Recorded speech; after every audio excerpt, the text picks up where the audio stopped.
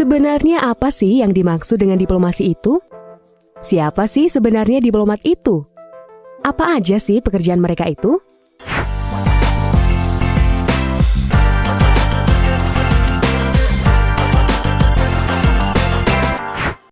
Diplomasi adalah praktik untuk menjalin relasi dengan pihak lain atau sebuah negara melalui kerjasama, dialog, dan negosiasi untuk mencapai tujuan yang menguntungkan sesuai dengan kepentingan masing-masing pihak. Banyak juga yang menyebutkan bahwa diplomasi itu adalah seni. Seni? Iya, betul. Seni bernegosiasi antar negara yang dapat berlangsung antara dua negara, yaitu secara bilateral, dan dengan banyak negara, yaitu secara multilateral. Tujuan diplomasi adalah untuk menjalin, mempererat, dan meningkatkan hubungan dengan negara lain. Hal yang menjadi bahan diplomasi adalah segala bentuk kepentingan nasional yang mencakup politik, ekonomi, budaya, dan sosial. Sebelum adanya diplomasi, negara cenderung untuk menggunakan kekuatan militernya untuk dapat mencapai kepentingan nasional yang dibawa dalam berhubungan dengan negara lain. Diplomasi muncul sebagai sebuah jawaban untuk mencapai suatu kesepakatan bersama di antara berbagai negara yang ada tanpa menggunakan kekerasan secara fisik atau kekuatan militer melalui perang. Nah, siapa sih yang menjalankan praktik diplomasi ini? Ya, itu diplomat. Ketika teman-teman mendengar kata diplomat, image pertama yang kerap muncul adalah pria dan wanita berpakaian rapi di ruang sidang dan ruang resepsi. Tapi ini hanya sebagian kecil dari tugas diplomat. Jadi, apa sih diplomat itu? Dari bernegosiasi di ruang sidang, mengadakan event kebudayaan, bantu promosi produk Indonesia, sampai evakuasi WNI dari luar negeri, mereka adalah diplomat. Secara umum, diplomat adalah seorang yang ditunjuk oleh negara asalnya untuk mewakili dan melindungi kepentingan negara tersebut, baik di negara lain maupun di organisasi internasional. Tugas diplomat Indonesia merujuk pada Konvensi Wina tahun 1961 yang merupakan dasar hukum hubungan diplomatik dan pada Undang-Undang Republik Indonesia Nomor 37 tahun 1999 tentang hubungan luar negeri. Diplomat Indonesia memiliki 5 fungsi utama. Pertama, representing atau mewakili. Diplomat mewakili pemerintah dan rakyat Indonesia untuk melaksanakan politik luar negeri dan tidak lupa untuk mengkolaborasikan kepentingan nasional kita dalam kebijakan luar negeri. Kedua, promoting atau mempromosikan. Diplomat juga bertugas membangun citra positif Indonesia di mata dunia dan mendorong kesempatan bisnis dan sosial budaya Indonesia untuk bersaing di dunia internasional. Ketiga, negotiating atau bernegosiasi. Hal ini berarti diplomat harus mampu berunding dan berdiskusi untuk memastikan kepentingan nasional Indonesia tetap terlindungi dan Indonesia mendapatkan manfaat dari interaksi-interaksi internasional. Keempat, reporting atau melaporkan. Diplomat wajib melaporkan kebijakan luar negeri Indonesia dan juga memastikan penyebaran informasi berjalan dengan lancar antara pemangku kepentingan di dalam negeri dan luar negeri. Kelima, protecting atau melindungi. Diplomat juga memastikan kepentingan Indonesia termasuk warga negaranya di luar negeri terjaga dan terjamin. Nah, setelah tahu tugasnya, di mana nih para diplomat bekerja?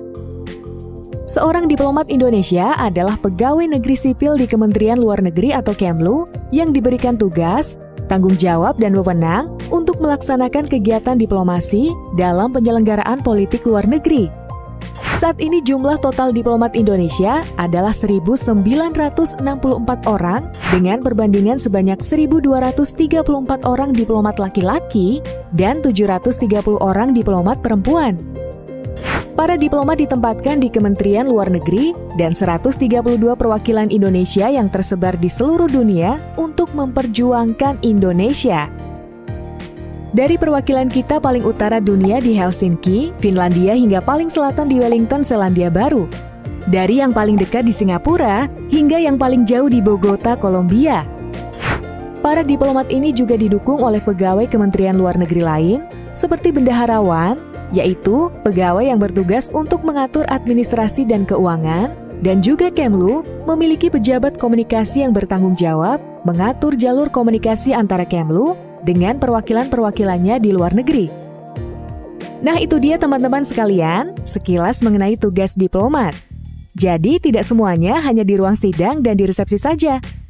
Tugas diplomat sebenarnya adalah di garis depan Indonesia dengan negara lain.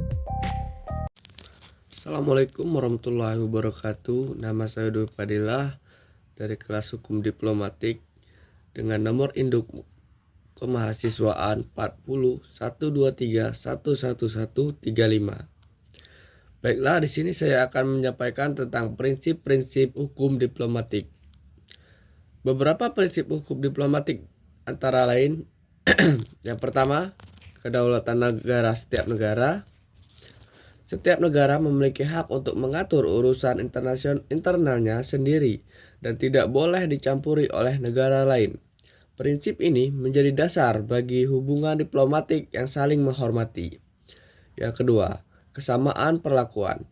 Negara penerima harus memperlakukan perwakilan diplomatik negara pengirim dengan cara yang sama seperti yang mereka memperlakukan perwakilan diplomatik negara lain.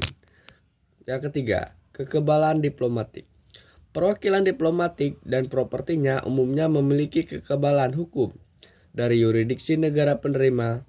Ini bertujuan untuk menjamin mereka dapat menjalankan tugasnya tanpa gangguan. Yang selanjutnya, non-intervensi.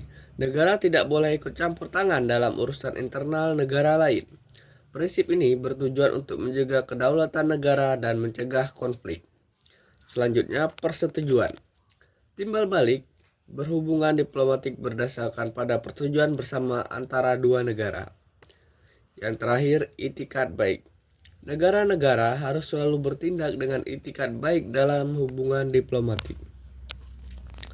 Suatu hukum diplomatik tentunya memiliki tujuan. Beberapa tujuannya adalah yang pertama, mencegah konflik. Dengan adanya aturan yang jelas, konflik antara negara-negara dapat dihindari atau diselesaikan secara damai. Yang kedua, memfasilitasi kerjasama. Hukum diplomatik menciptakan kerangka kerja yang memungkinkan negara-negara untuk bekerja sama dalam berbagai bidang, seperti perdagangan, budaya, dan keamanan. Yang terakhir, melindungi kepentingan nasional. Hukum diplomatik memberikan perlindungan terhadap kepentingan nasional suatu negara dalam hubungannya dengan negara lain. Adapun beberapa prinsip diplomatik dalam penerapannya. Yang pertama, negosiasi perjanjian internasional. Proses negosiasi perjanjian internasional suatu didasari pada prinsip-prinsip keamanan, perlakuan, dan itikat baik. Yang selanjutnya, penyelesaian sengketa internasional. Mahkamah Internasional atau ICJ adalah contoh lembaga yang menerapkan prinsip-prinsip hukum internasional, termasuk hukum diplomatik dan menyelesaikan sengketa antar negara. Yang terakhir, pemberian suaka politik. Pemberian suaka politik kepada warga negara asing merupakan salah satu contoh penerapan prinsip-prinsip kemanusiaan dan non-intervensi dalam hukum diplomatik. Baiklah, sekian yang saya dapat sampaikan tentang prinsip-prinsip hukum diplomatik. Kalau ada kata yang salah, saya mohon maaf dan saya ucapkan terima kasih.